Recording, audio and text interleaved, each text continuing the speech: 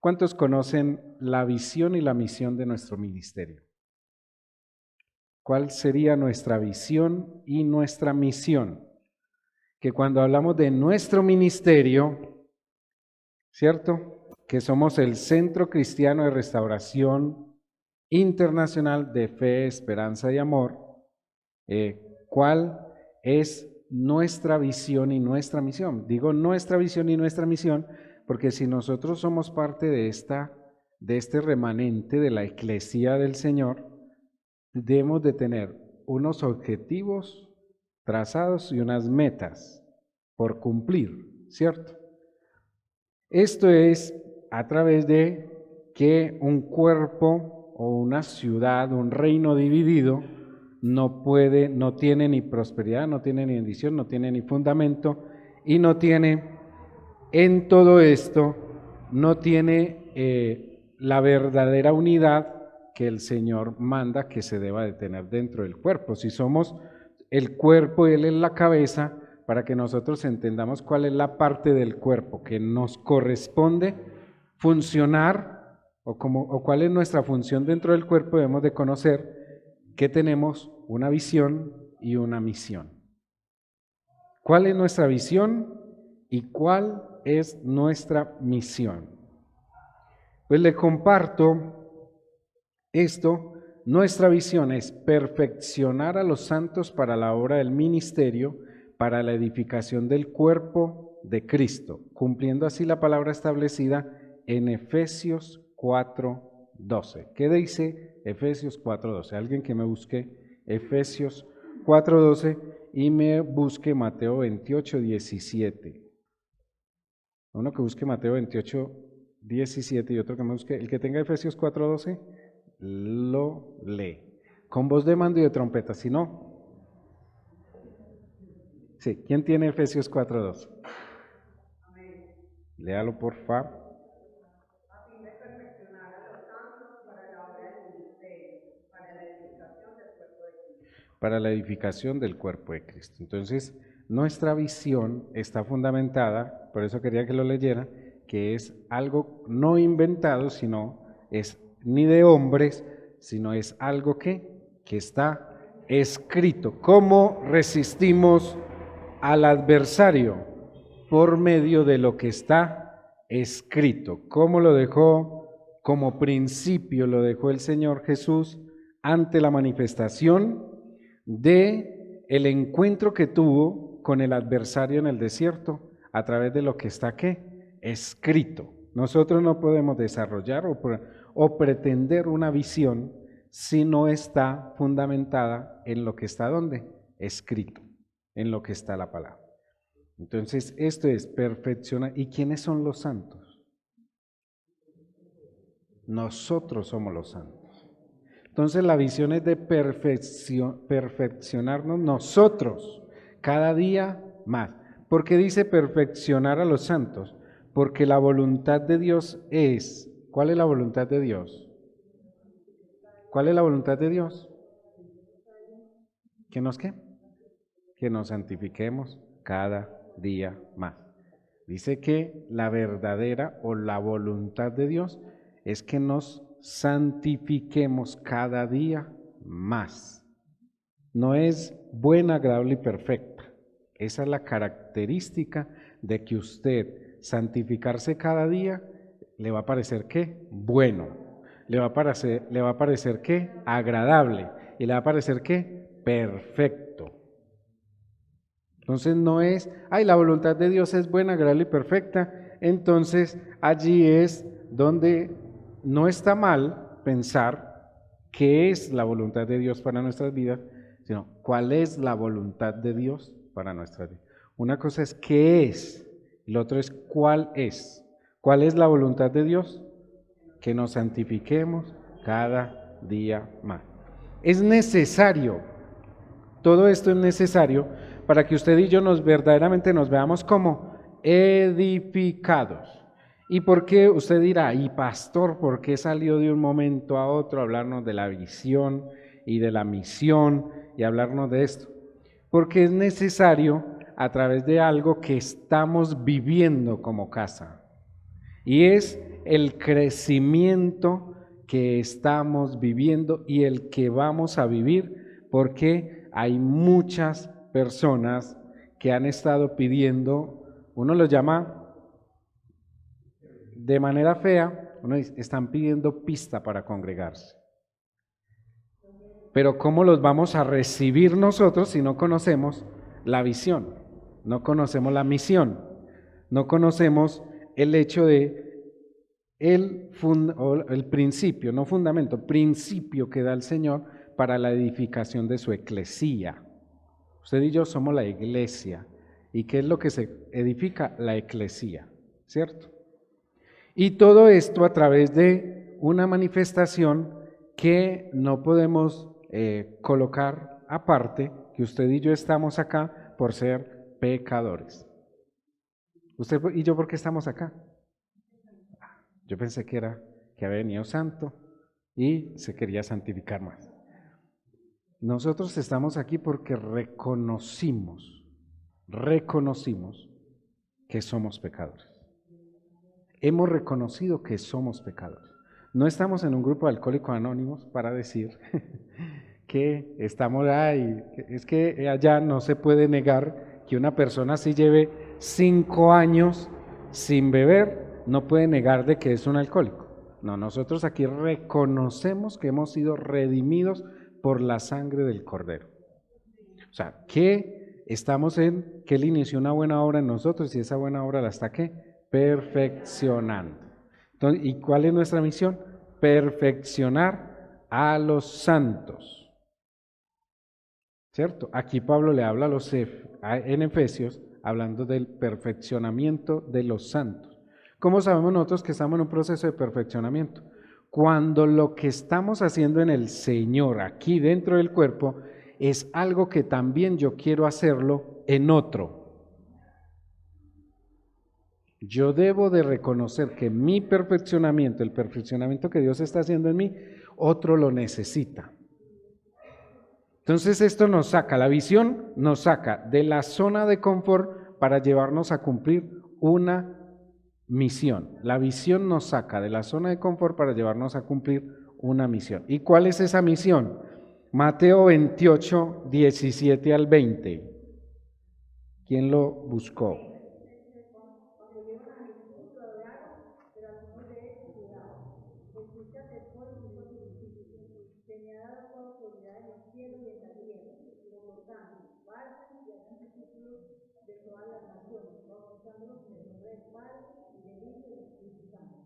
Enseñen a los nuevos discípulos a obedecer todos los mandatos que les he dado y tengan por seguro esto, que si estoy con ustedes siempre hasta el fin de los tiempos.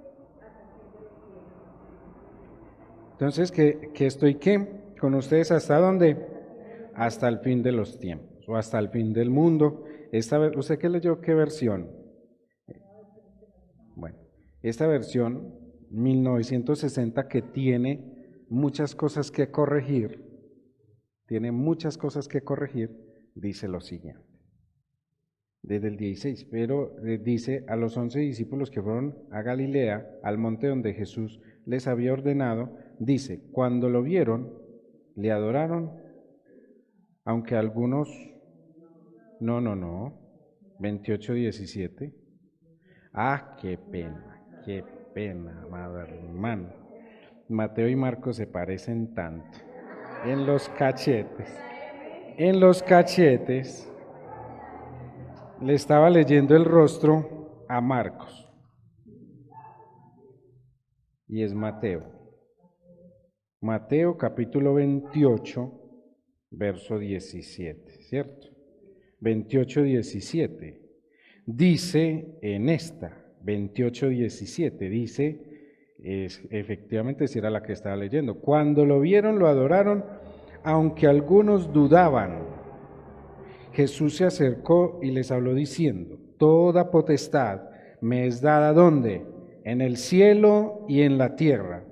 Por tanto, id y haced discípulos a todas las naciones, bautizándolos en el nombre del Padre, el Hijo y el Espíritu Santo, enseñándoles que guarden todas las cosas que os he mandado, y yo estoy con vosotros todos los días, ¿hasta dónde? Hasta el fin del mundo. Mire, esta Biblia o esta versión tiene muchas controversias a través de el método y la manera en que fue traducida. No me voy a ir a la historia, ni a la metodología, ni nada de esto, pero en el original no está mucho de esa partecita. En especial donde dice bautizarlos en el nombre del Padre, el Hijo y el Espíritu Santo. Esto es con el fin de que, saliendo de la zona confort que nos saca nuestra visión, nos lleva a nuestra misión, que es ganar, preparar y enviar personas a establecer el reino de Dios en las naciones, manifestando el amor y la paternidad de Dios sobre las familias. Esa es nuestra misión. Entonces, ¿nuestra misión es cuál? Ganar, preparar y enviar personas a establecer el reino de Dios en las naciones, manifestando el amor y la paternidad de Dios. ¿Sobre qué? Sobre las familias. Entonces, aquí en este versículo, aquí habla en el nombre del Padre, el Hijo y el Espíritu Santo. Para nosotros entender nuestra misión, el objetivo, cuál es el nombre de Dios, cuál es el nombre del Hijo y cuál es el nombre del Espíritu Santo.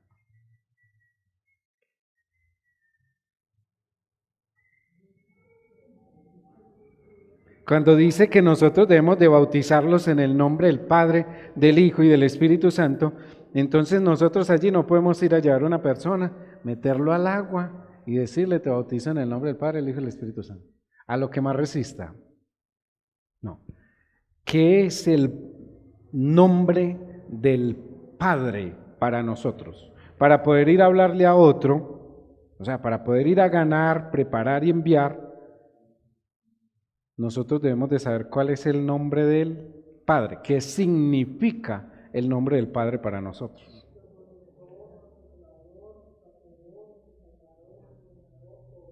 ¿Qué significa el nombre del Padre para nosotros? Cuando usted se bautizó, ¿qué significado le dio a usted en el Padre ese acto de valentía que dio? Porque es un acto de valentía, es un acto de obediencia, es un acto de justicia, porque el mismo Jesús lo dejó establecido para que se cumpliera toda justicia. ¿Dónde? Así como en los cielos, también ¿dónde? En la tierra. Entonces es un acto de justicia y estamos en la temporada de justicia. Entonces, para nosotros entender ese acto de justicia, que es el nombre del Padre para cada uno de nosotros. Dios es amor, pero ¿qué es en sí el nombre del Padre para cada uno de nosotros? Es el Creador. Nosotros lo hemos visto en la manifestación del significado del sinnúmero o la cantidad de nombres que tiene Dios, ¿cierto? Elohim, Rafa, Jireh, ¿cierto? Todos, Jehová no es el nombre de Dios. Jehová es la interpretación que le da la traducción histórica para poderle dar un nombre de alguien para poder identificarlo. Pero Jehová no es el nombre de Dios. No es el nombre de Dios. Y ahí les confieso algo. Choca a mi espíritu cuando un profeta habla en el nombre de Jehová. Porque Jehová no es el nombre de Dios. Jehová no es el nombre de Dios. Es la identificación, es como quien dice: no sabemos cómo se llama, entonces pongámosle el sobrenombre. Y usted muchas veces va a un lugar y no lo conocen por el nombre, pero usted llega y dice: ¡ay, Pichirilo! Véalo, ahí vive. Pero pregunte por el nombre de la persona. Gregorio de Gregory. Nadie lo conoce. ¡Ay, Pichirilo! ¡Ay, viva Pichirilo! Y ahí. Así es como quien dice darle identificación, y eso ha sido algo a través de lo cual se levantó la contienda histórica porque allí viene y surge y están. Es más, mire que debido a eso, leía un comentario ruso, porque en Rusia está prohibido que los testigos de Jehová salgan a las calles. ¿Y sabe qué hizo uno de los grandes de allá? Leyó a través de la historia y por el mero hecho de que salen a ofender a Dios en el nombre de que no es, fue donde sacaron una ley de que allá está prohibido la persuasión de los testigos de Jehová. Hay gente lectora que usted no los ve congregarse, pero hay gente lectora, ven la historia, conocen las raíces y de todo eso. Igual, por eso le digo, no me entro el contexto histórico porque aún hablando de nuestra visión y misión, tenemos quienes defienden el nombre de Jehová. Entonces, yo lo único que sé es que me aferro al llamado inicial que Dios me hizo. No hago con esto doctrina, pero cuando viene el Señor a darme esa experiencia de vida y ese milagro que hace a mi vida, en el momento en que me saca de un lugar donde humanamente era el peor de las decisiones, o era la palabra del destino en cuanto a que no se podía hacer nada. Pero cuando Él habla a mi espíritu por medio de cómo lo hizo, allí solamente se dirigían a nombre del Eterno. El Eterno, ¿cierto? El gran yo soy o el yo soy y todo eso. Por eso hablan en libros históricos, siempre se habla de que muchos venían y aún en los libros de las raíces históricas bíblicas, habla al Dios no conocido, porque no le tenían nombre. Le temían al Dios no conocido. Y no era sino mencionarlo y que se acercara al pueblo y que se vinieran cantidades, o en el momento en que tomaban naciones, las hacían y muchos se entregaban porque sabían que no podían contra el Dios no conocido. Y se rendían a eso, al Dios no conocido. Y luego al pasar del tiempo y todo eso con las traducciones, empezando que el original hebreo no tiene vocales. Y Jehová tiene AE, no tiene vocales. Es Yahweh, ¿cierto? Y de ahí en adelante Elohim, Shalom, Rafa, Nisi y un sinnúmero porque son muchos los nombres. Entonces nosotros tenemos que entender primeramente el nombre del Padre, el nombre del Hijo. Unos hablan que no, o sea, Jesús es como la traducción en español, otros le hablan Yeshua, ¿cierto? Y de esa misma manera, porque hay alguien que por allá en las raíces y todo eso encontraron que aún mencionar Jesús es como mencionar algo inmundo. O hablar del cerdo, del puerco, de todo eso. Entonces, eso le digo, eso es algo que es bueno investigar, ver, sin entrar ni al mesianismo, ni al judaísmo, ni nada de esas cosas. Eso es mejor, ¿cierto? Pero en sí es algo que nos interesa y nos conviene a nosotros, porque debido a eso es que usted y yo nos vamos a prevenir de los falsos profetas, de los engañadores, de los que traen fábulas, de los que traen todas estas falsas doctrinas, y de esa manera usted y yo nos vamos a poder sostener sobre la roca de que no nos muevan, el principio. Entonces en esto está ganar, preparar, enviar personas a establecer el reino de Dios, ¿dónde? En las naciones, manifestando ¿qué? El amor y la paternidad de Dios sobre las familias. En esta partecita ocupa mi mente lo siguiente, hoy leyendo,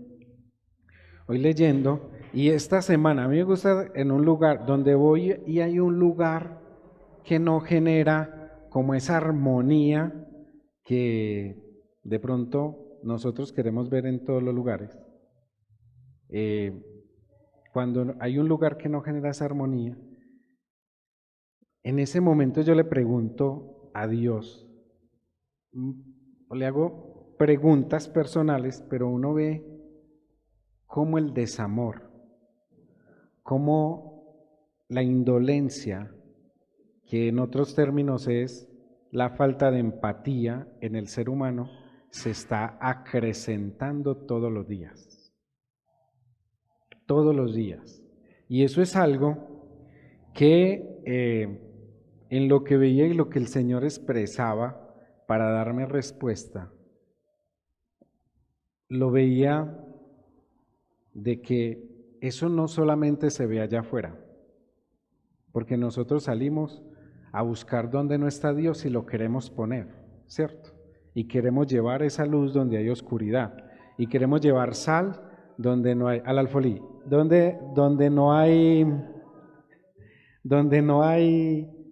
ese sabor de la vida, pero ahí es donde viene la pregunta que él devuelve. ¿Cómo está el amor dentro de la iglesia? Porque el amor dentro de la iglesia es la manifestación de la salud dentro del cuerpo. Es de la salud dentro del cuerpo. ¿Cómo nosotros obtenemos un cuerpo sano? A través de los cuidados que le damos al cuerpo, ¿sí o no? Si vemos que algo se está descompensando, lo compensamos, lo suplementamos, le damos una mejor dieta. ¿Y cuándo viene a pasar eso? Cuando nosotros ya estamos golpeados, cuando definitivamente ya nos revolcó a una situación y cuando ya vivimos, ¿sí o no? Y todas estas cosas cuando ya vivimos, y se los digo, ¿cuando estamos qué? Cuando ya estamos saturados, cuando nuestro cuerpo nos pasa la factura, cuando ya se vio que lo tenemos. Y ahí es donde nosotros reaccionamos y decimos, yo debía haber hecho caso de no haberme comido esa harina, ese azúcar, ¿cierto? Dejar de consumir todas estas cosas que son más procesadas y todo eso, con etiqueta de salud. Asimismo somos nosotros cuando alguien viene y nos da un mensaje que supuestamente es vegetal y nos ponen la etiqueta saludable, entonces nosotros llegamos y vemos y recibimos un mensaje por medio del carisma, no por medio del espíritu. Ay, es que a mí me cae lo más de bien y me gusta cuando viene fulano porque predica muy bueno. ¿Y qué dice tu espíritu? Es lo mismo si yo aquí llego y destapo un paquete de galletas.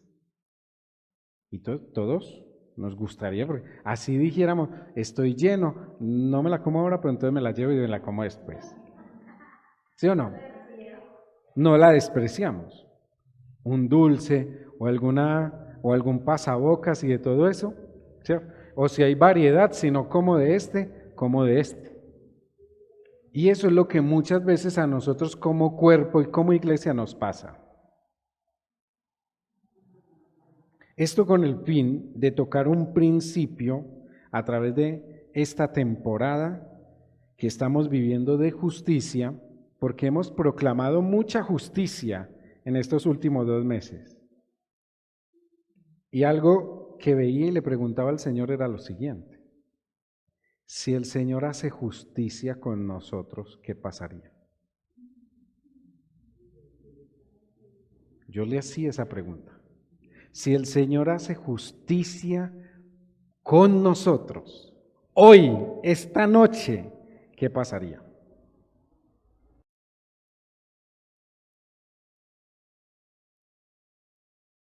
Porque recuerden que justicia es el acto que se refiere al castigo por el pecado, por la maldad, por un error, por un delito. ¿Qué pasaría si el Señor hiciera justicia por nosotros esta noche? ¿Seríamos inocentes o seríamos culpables? Porque hemos proclamado justicia y hemos hablado de justicia y el reino de Dios y su justicia. Por eso dice, reino de Dios y su justicia. Entonces, muchas veces en eso, ¿qué pasaría si Dios hiciera justicia por nosotros en esta noche? Porque justicia también es castigo. Entonces, si Dios nos castigara, estaría siendo injusto. Estaría siendo injusto con nosotros. Si Él nos castigara, ¿estaría siendo injusto? ¿O estaría haciendo justicia? Él es justo. La Biblia dice que Él es justo, ¿cierto? Y en ese acto de justicia, hoy nos merecemos justicia, que Él sea justo con nosotros. El acto de justicia también es condenación. Por eso perseveramos en la salvación. ¿A través de quién? De Cristo. El fundamento de esta visión y de esta misión siempre ha sido y será Cristo. ¿Será quién? Cristo. Dice que cualquiera que tenga otra doctrina, con ese ni debemos de tener comunión. Porque Él debe ser el centro de nuestro crecimiento. Él debe ser el centro de nuestro ministerio. Él debe ser el centro de nuestros dones. Él debe ser el centro de nuestros ministerios. Él debe ser el centro de todo lo que hacemos. Entonces, con esto presentarles la visión y la misión para que usted y yo entremos en el proceso de la preparación para recibir a aquellos que se están anexando, que están llegando, y aún así poder extender lo que dice aquí, estableciendo el reino donde y cada uno de nosotros representamos una nación. A la persona que usted le está hablando del Señor y de todo eso, usted está estableciendo el reino en esa nación. O está estableciendo el reino de Dios o está estableciendo el reino suyo.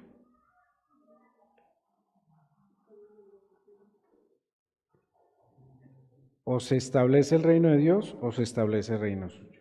Entonces, por esto es, uno, lo que veíamos, conocer verdaderamente el valor y el significado del Padre, del Hijo y del Espíritu Santo.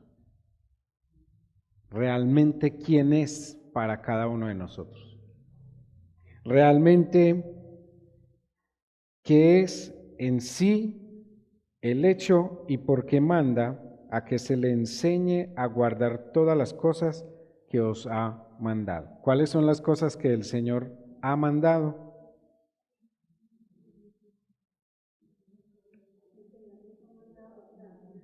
Son 613 leyes nada más que hay ahí. Sí.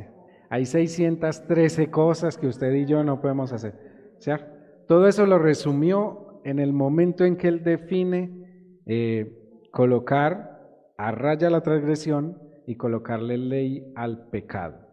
Y esto está fundamentado en Éxodo 20, ¿cierto? A través de los mandamientos de la ley de él. Y luego ese Éxodo 20 viene el Señor y lo resume, Jesús lo resume en esto es guardad esto que os he mandado y es que os améis unos a qué, a otros así como yo os he amado. Y este es el verdadero mandamiento, que nos amemos unos a otros como Él nos ama. Nadie puede decir que ama a Dios y odia a su hermano porque sería considerado ¿qué? Un homicida. Y al Señor hay que amarlo con todas ¿qué? Con todas las fuerzas, con toda la mente y con todo ¿qué? El corazón. Entonces Él resume, mire que estamos hablando de 613 leyes, porque aquí habla de lo siguiente, a través de todo esto para encerrar el hecho de que todo aquel que comete pecado quebranta la ley. De hecho, el pecado es la transgresión de la ley. Primera de Juan 3:4. Primera de Juan, capítulo 3, verso 4. Así es que se define la transgresión de la ley por medio del pecado. Todo el que comete pecado quebranta la ley. Dice, de hecho, el pecado es la transgresión ¿de qué? De la ley. Dios desde el principio nos ha declarado cuánto es lo que podemos hacer y lo que no. Todo eso nosotros nos lo encontramos en el inicio de por dónde entra el pecado a la humanidad. Por dónde entra el pecado a la humanidad a través de Génesis 2, capítulo 2, versículos 16 y 17. La base del pecado se encuentra en la rebeldía contra Dios y sus mandatos. Todo esto empezó que el Señor dijo, de todos los árboles que hay en el huerto podéis comer, más del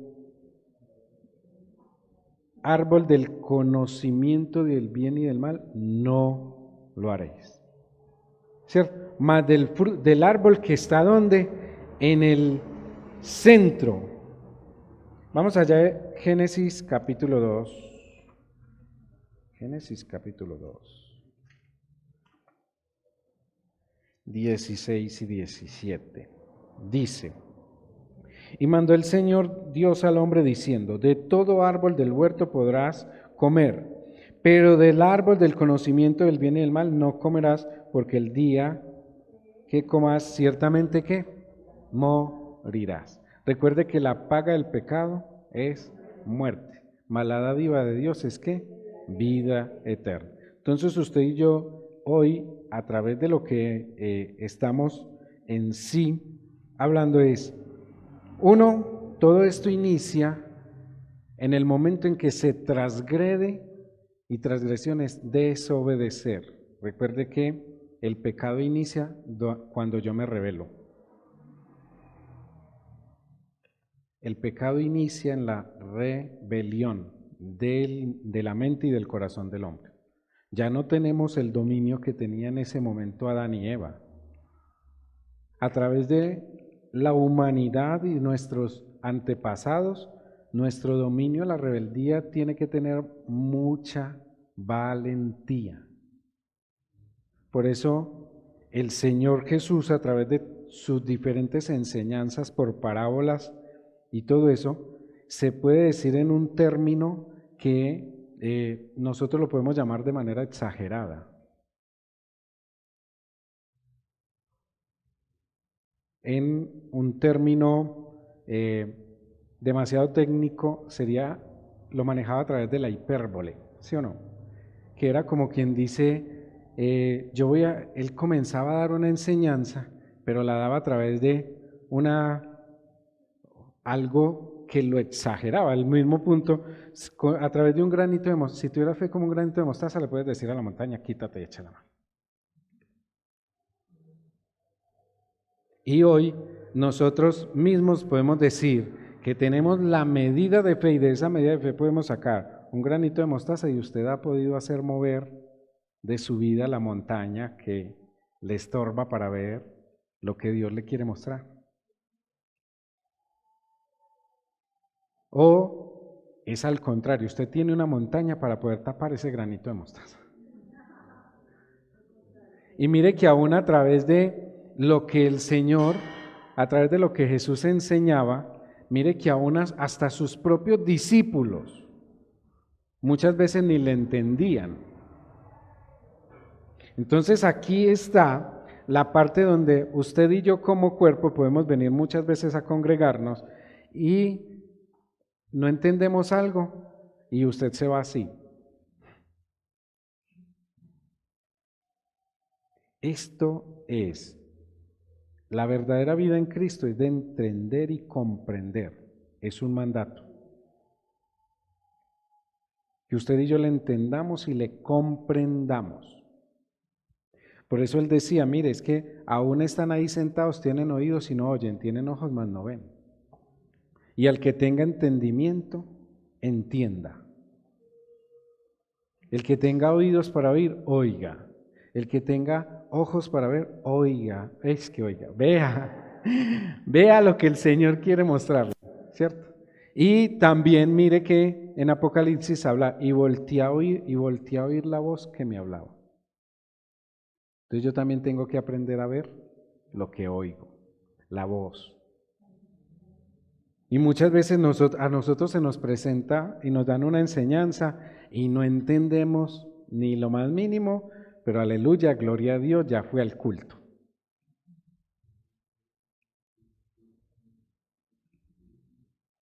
¿Cómo nos consideramos y cómo nos presentaríamos nosotros al Señor en ese momento si fui al culto, fui a la reunión, fui a la edificación de los santos y no salí edificado? Porque aquí es que si usted sale edificado, puede edificar. Si usted no entendió, créame que comprensible el hecho de que usted aún en la calle no tenga a nadie ni nada de qué hablarle a otros. Por eso es tan importante y mire que el Señor Jesús le dio una visión y una misión a los discípulos. Nosotros estamos pegados a través del texto que leímos ahora, a través de la visión y misión que le entregó el Señor. ¿A quién? A sus discípulos. Id y haced discípulos. Usted y yo cuando salimos de acá vamos a ser discípulos. Es que yo, vea, yo ya le hablé a una familia y es esto y lo otro y les gusta que uno les hable y que uno ore por ellos. Los estás haciendo discípulos. ¿Es usted discípulo para discipular? ¿Sabe usted qué es un discipulado? Oye, a través de esto, porque veía y le pedía al Señor dirección a través de que hemos venido hablando de mucha justicia, pero ¿cómo estamos nosotros como cuerpo en justicia?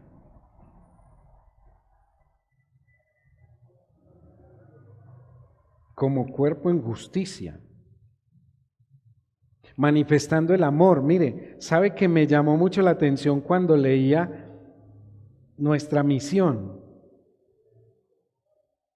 Y lo compartía con el apóstol Julián y con otros pastores, donde le decía, nosotros vivimos esto. Por eso les decía, a mí me gusta donde voy, me siento, analizo, miro y allí le pido al Señor un mensaje para la iglesia. Háblame para hablarle a la iglesia. Porque esto está escrito, ya esto está escrito, muchos lo leen, muchos llegan y le aplican todas las leyes de interpretación, homilética, hermenéutica, síntesis, exégesis y todo eso. Y están esperando que les den un mensaje con homilética, con hermenéutica, con síntesis, con exégesis y están evaluando si el mensaje del predicador es un mensaje expositivo, si es un mensaje, ¿cierto? Si es una predicación.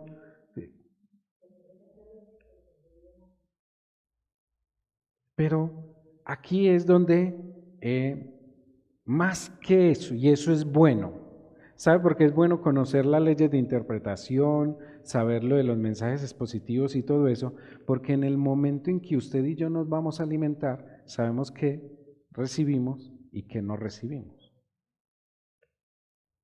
Pero esto debe de ir del hecho de que cuando yo estoy aquí, en un espacio como estos, debo estar tan en el espíritu para saber que esa edificación verdaderamente me llegue, porque es que el Señor también va a demandar el hecho de que mensajes como este que usted y yo estamos recibiendo hoy, mañana o ahora lo estemos compartiendo con el que no tiene luz, con el que no tiene sal, con aquel que no conoce al Señor, con aquel que reniega de Dios, con aquel que critica de Dios.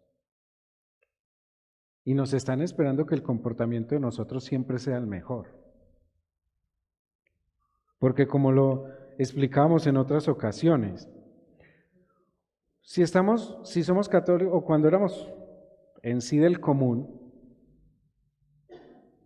nosotros llegamos y podíamos salir de la reunión o del culto que íbamos constantemente, salíamos y nos sentábamos con unos amigos y cogíamos una cerveza, nadie decía nada. ¿Sí o no? Pero ahora vaya y haga lo mismo con los mismos amigos. Vos no sos evangélico y eso a usted no se lo prohíben. Y y usted come eso y usted bebe eso y usted puede bailar. Ah, no, yo no, pero mi cuerpo sí. ¿Sí? Entonces, nótese que ya no es lo mismo. Pero sabe que nosotros sí hacemos de aquí para allá. Juzgamos las acciones de nuestros propios hermanos.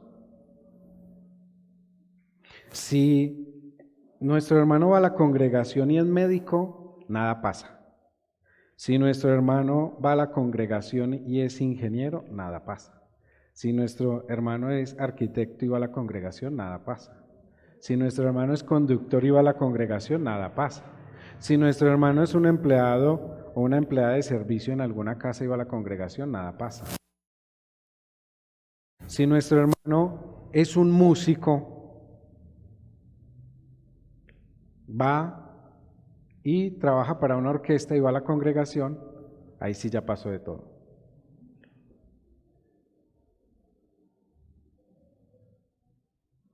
Y es un trabajo, le pagan por eso. ¿Eso lo hace menos o lo hace más?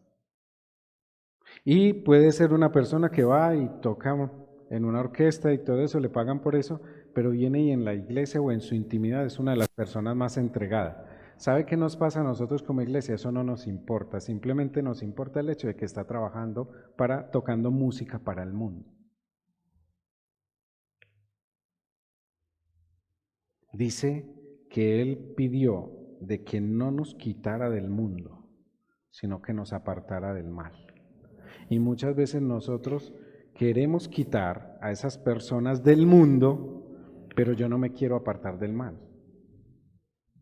Y parte de ser manifestante del mal es estar juzgando, criticando el hecho, la función y lo de todo eso. Si nosotros somos ese cuerpo y todo, ante estas situaciones, si vivimos ese amor, nosotros deberíamos de ser de esas personas que él trabaja allá afuera, es que también va y toca en la iglesia, pero también va y toca allá.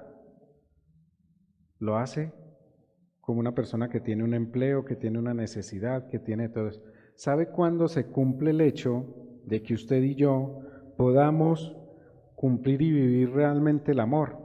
Es volviendo a traer a Dios a nuestras vidas, a nuestros hogares, a nuestros ministerios, a nuestros dones, volviendo a poner a Dios en el lugar donde debe estar, evadiendo y eliminando lo que le estoy compartiendo a usted, también lo compartí a otros ministros, quitando de nuestra mente la avaricia, la ambición, ¿sí? De poder y de riquezas.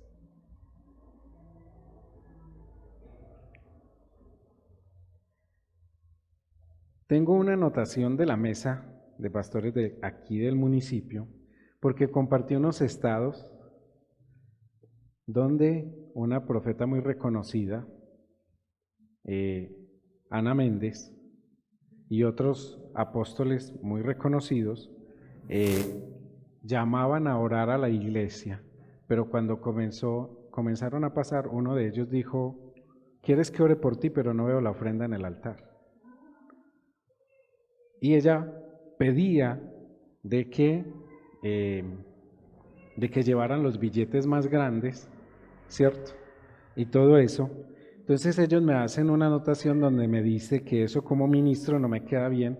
Yo a ellos no los señalo como ministerio, porque yo llegué a leer libros de ellos y gloria al Señor por el entendimiento y el crecimiento que daban. Pero ¿en qué momento se desviaron a predicar más de finanzas que del mismo Cristo? Ahí es donde yo llego. No critico sus ministerios porque yo no se los di, se los dio Dios. Son ministros que merecen respeto y honra, así como todos merecemos respeto y honra. Pero, ¿qué es? A mí Dios no me mandó a predicar más de finanzas ni a retar a la iglesia de que si no traen o no dan, no van a ser ni bendecidos ni prósperos. ¿Sabe que sí fui retado, a darle o a enseñarle a la iglesia que algo que sí nos está pasando a través de lo que es verdaderamente tener el amor de Dios en la casa? Uno, es vencer el orgullo. Que en nuestra propia casa y que en nuestra casa haya orgullo. Yo se lo he dicho al equipo, no es aceptable que en la casa haya gente orgullosa, porque donde hay orgullo no hay manifestación de Dios. Y aquí estoy hablando es de que hay gente que ha tenido necesidades y por orgullo no han abierto la boca y ahí tenemos con qué ayudarles. Prefieren aguantar hambre que pedir. Y se lo dije una vez ahí al equipo en la mesa. Yo le voy a pedir dirección a Dios y si en el momento en que lo deba decir desde el púlpito, lo voy a decir. Porque ya uno sabe que quiénes y qué personas han estado pasando necesidades y no se han atrevido a hablar. Como hay otros que no han tenido necesidad y se han ido a meter la mano a la canasta.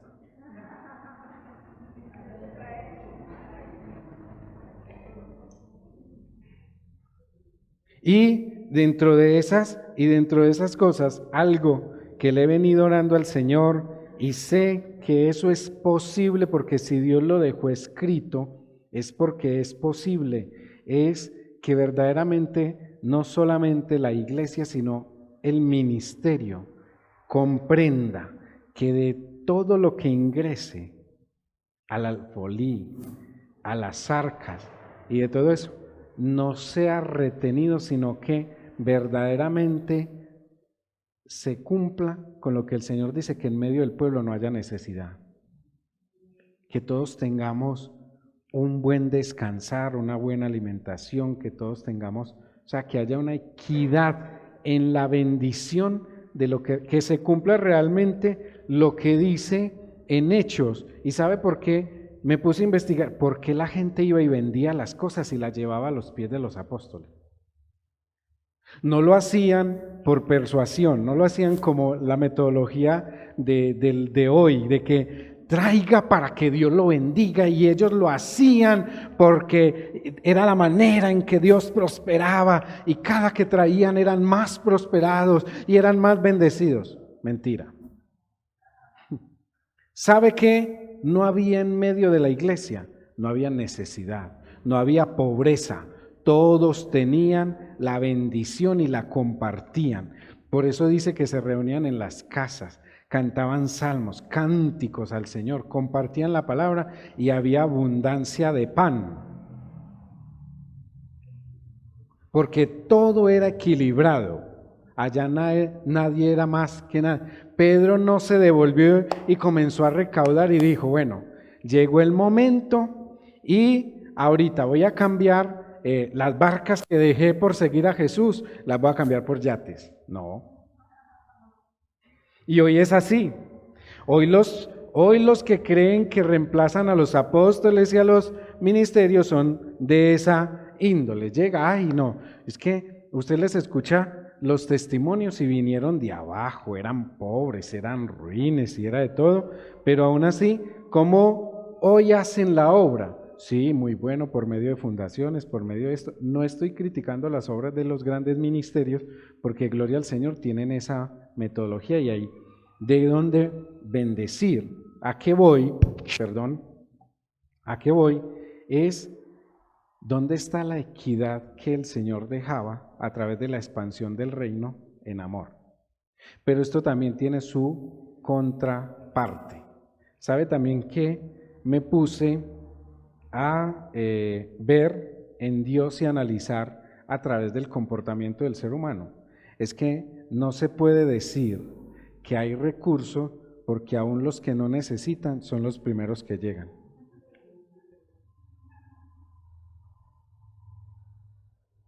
Si yo llegara y dijera, hermano, usted que tiene la necesidad, traiga mañana la cuenta de los servicios, se la vamos a pagar. ¿Cómo dijeron? Ahí sí invitamos hasta gente que ni se congrega. Venga, traiga la cuenta de servicios que el pastor la va a pagar. Así no es, así no era, ni así será. Qué bueno llegar a ese momento donde tengamos gente que no tiene empleo y mientras que es nuevamente empleado, que Dios tenga la semilla para poder bendecir, no solamente física a través de una canasta, que se le pueda ayudar con parte del arriendo, con parte de los servicios, que haya esa equidad en medio de nosotros, pero sabe que aún eso también ha sido trastocado en el corazón y en la mente de los hombres. Porque a nosotros no nos enseñaron a administrar, o nos enseñaron a guardar y retener, ¿cierto? O a ganar de manera fácil. Si hacemos una pirámide, yo sé que muchos se escriben.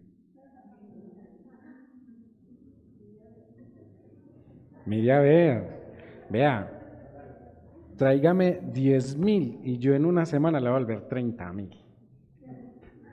¿Cómo? Eso está bueno, pero me tiene que traer 5 personas. De a 10,000. Entonces mire que todo eso genera como la emoción del dinero fácil. Pero qué bueno uno llegar al momento donde esté en una congregación y que pasemos a ser ese pueblo donde no hay necesidad en medio de ninguno de nosotros. Donde reconozcamos realmente que lo que yo tengo no me pertenece, sino que le pertenece a Dios. Pero que cuando yo lo estoy reconociendo es porque estoy viendo la bendición de Dios, no solamente en mi vida, sino en la vida de mis hermanos. Que yo no tenga que ver a mi hermano vistiendo con ropa que otros llegan a dejar porque ya no la usa. Que yo no tenga que ver a mi hermano comiendo no ni siquiera de lo que necesita, sino de lo que le podemos dar. Qué bueno nosotros en esa parte poder llegar a uno de nuestros hermanos que están afectados de salud, enseñarles o aún ministrarles con lo que realmente se deben de alimentar para su buena recuperación. Pero ¿sabe qué nos toca hacer? Conforme a nuestra mentalidad y conforme a lo que hemos vivido, darle para que se llene, no para que se alimente. Toca así, y el hermano por la necesidad y por la circunstancia le toca llenarse, no alimentarse. Dígame qué hacemos en esta situación, en este momento donde el médico le prohibió el arroz, le prohibió las carnes rojas, le prohibió, solamente puede comer pollo y pescado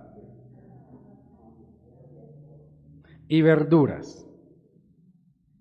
De resto, no puede comer ni harina, ni grasa, nada de eso.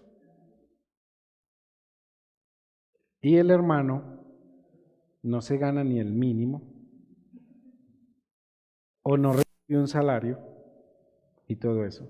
Y tiene necesidad en su casa. Y no solamente vive él, viven otros en su casa. Y nosotros solamente tenemos garbanzo, lenteja, alberja, arroz, panela, pastas, pan, tostadas, atún y sardina para ofrecerle. Pero el médico le prohibió todo eso. Entonces allí es donde entra la función del cuerpo y cómo podemos realmente nosotros ayudar a estas personas a realmente alimentarse. Les voy a contar una anécdota que tuve aquí con el hermano John Jairo Jaramillo, que todos lo conocen. ¿Quién no conoce al hermano John? En su momento, mire que le pasó algo similar a lo que el apóstol le pasó. Entonces, los que estaban el domingo, que gracias a un cálculo se dieron cuenta de que tenía requete elevada el azúcar y la presión. Si no es por una cosa, no se dan cuenta de que está mal en algo más peligroso. El día de ayer también, anoche también estuvo hospitalizado porque se le inflamó el pericardio.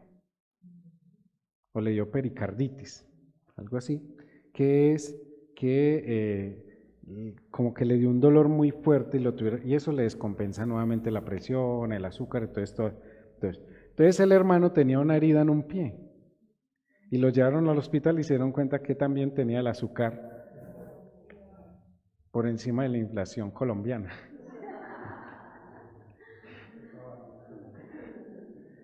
Y en eso, mire que llega y es una persona que todos sabemos que trabaja puerta a puerta, que ya sus rodillas ya le duelen. Y usted lo encuentra en Caldas, truena, llueve, relampaguee. Usted lo encuentra en Envigado, truena, llueve, relampaguee. Usted lo encuentra en Santa María, en muchas partes, truena, llueve, relampaguee. Pero no tiene un empleo fijo, no tiene seguridad social fija. Él, y aún así Dios ha sido misericordioso y de bendición. Dios le entregó una casa, ¿cierto? No tenía casa, Dios lo bendijo por su fidelidad, pero en sí es una persona que tiene todas estas necesidades, entonces nosotros podríamos decir, ¿cómo lo pudiéramos ayudar? En ese momento se levantó unas personas y colocaron una semilla y les pudimos llevar pescado y ellos mismos eran asombrados porque decían, la misma María es una maravilla. Es una maravilla, es exacto, pastor, que perfecto. Eso es una maravilla. Y para ellos fue una gran bendición porque ellos llevaban mucho tiempo, mire, algo y es de la casa. Llevaban mucho tiempo sin poder ver que el pollo o el pescado, y le llevamos eso y a través de lo que le llevamos, para un tiempo se pudo compensar. Pero en ese orden de ideas es, qué bueno que esto no solamente lo pudiéramos hacer por él, sino por muchos otros que también están en su proceso. En su proceso, ¿cierto? Aquí hay gente que no tiene empleos fijos, trabajan por días. Y el día que esa puerta no se abra, ¿cómo vamos a accionar nosotros como cuerpo, como iglesia, como es? Entonces, a esto es que oremos inicialmente. Esto no solamente se queda en oración, porque por eso dice oración. Hay que hablarle al Señor, pero también hay que hacer un acto de acción, ¿cierto? Hay que accionar. Que Dios nos lleve a ese nivel, que nos traiga personas que no nos conozcan, personas del norte, del sur, del este y del oeste, que traigan esa bendición que el Señor tiene prometida para la casa y de esa manera nosotros podamos bendecir a estas personas, porque yo sé que lo que es imposible para nosotros es posible para Dios. Y no solamente para estas personas, sino que todos podamos tener entrar realmente a esa manifestación de un cuidado como cuerpo del Señor, que veamos la manifestación de un Daniel, que no es el ejemplo a seguir actual, sino de Cristo, pero que se pueda ver que a través de la decisión que nosotros tomemos de la alimentación, que es algo tan sencillo, podamos llegar a ese nivel de fortaleza y de fuerza en lo que el Señor quiere para nuestras vidas y nuestra salud. Si este es el templo del Espíritu Santo, que nos guíe a saberlo cuidar, que nos direccione a saberlo y que nos lleve en ese camino de saberlo cuidar, de saberlo vivir, de saberlo, ¿cierto?, manifestar. Porque eso es algo que yo creo que el Señor ha querido y quiere hacer en todos y cada uno de nosotros. Que si nosotros estamos bien, cada día estemos mejor. Que manifestemos realmente eso que el Señor ha querido hacer en nuestras vidas y nos ha dado. Y nos ha dado porque nos lo ha entregado a todos, no lo entregó a unos. La bendición no es exclusivamente para el ministro, la bendición es para la casa. Y que esa bendición sea manifiesta. Y en todo esto es que el Señor por eso hablaba de la visión y la misión, para concluir que usted y yo la tengamos en nuestra cuando presentemos nuestra oración al Señor, también se la presentemos, para que el Señor sea guardando el corazón de quienes nos dirigen. Porque esto puede sonar muy bueno y uno puede querer hacerlo y quererlo desarrollar, pero yo soy un ministro delegado para esta casa. No soy quien toma las decisiones nacionales ni internacionales. Para eso tenemos una directiva, pero que Dios guarde el corazón de nuestras directivas. Eso a través de la bendición que yo sé que Dios ha de traer para nuestras vidas y para nuestra casa. Así que con esto quería de pronto dejar este pequeño principio de nuestra visión y que usted conociera nuestra misión, nuestra visión y nuestra misión, y que tiene una responsabilidad que no es exclusiva del pastor, sino de todos. Padre, te damos gracias, bendecimos, exaltamos, Señor, tu nombre. A ti todo honor, toda honra y toda alabanza en el poderoso nombre de Cristo Jesús. Amén y amén. Tu gracia alumbra mi futuro. Tus sueños quiero